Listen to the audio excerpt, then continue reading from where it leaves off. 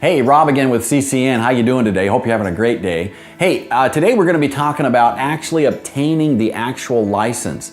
You've gotten yourself eligible, you've navigated those shark-infested waters, now you're eligible for a license. What are the steps necessary to actually snag it, get it, keep your license for a retail operation? Now, as I mentioned previously, in Washington State, we had a lottery type of a situation. So we basically, the analogy I would use is that we had plans for a house, if you will, a plan for our business that we had to get approved.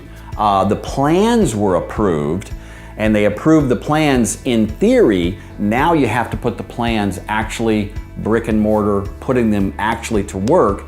And the regulators, regardless of your state, again, we're in Washington State, I'm talking from a Washington State standpoint, but there'll be similar situations in other states. As I've mentioned, Washington State is being used as a template. So chances are what we had to do, what we had to go through, chances are you're gonna have to be going through something very, very similar. So now you've got these plans, the plans have been approved, now you've got to execute the plans and turn the plans into a reality, and they themselves, the reality has to be also approved in order for you to gain this license. Now, in my particular case, I had a major hiccup in that in order to become eligible for the lottery, I had a mortgage on a building and I was on railroad property.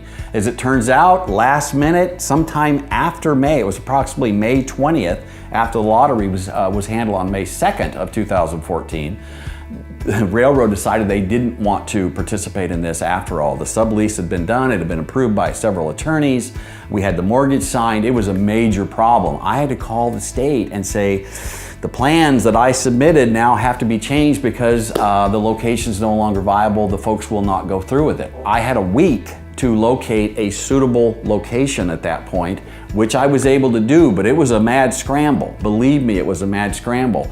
I guess my point is, kind of have to expect the unexpected. Again, this has not been a nice, linear, smooth sailing situation.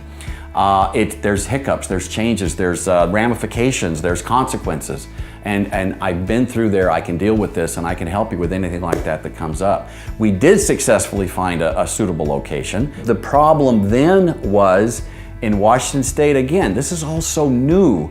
The different states are gonna kind of do this in such a way that they have to kind of fix some errors and whatnot. Washington State's done it, they fixed some errors. I've been through the entire process where we started a little clunky, we fixed some problems, but chances are very good that this is not gonna roll out smoothly in any particular state. There's gonna be hiccups, there's gonna be miscalculations. In Washington State, there was a miscalculation as far as the number of growers versus and in conjunction with the number of retailers. I could see that we were gonna have a shortage of product, so I went out and built relationships with vendors so that I would have product in my store, not just opening day, but the entire opening 1, 2, first, third, 4, 5 months. That was a big deal. So I can help you with relationships with, well, everybody. We're talking about gaining a license and opening a store. There's an entire process in between becoming eligible and opening, and I can walk you through those waters as well. This has been Rob with CCN. I hope this has been helpful.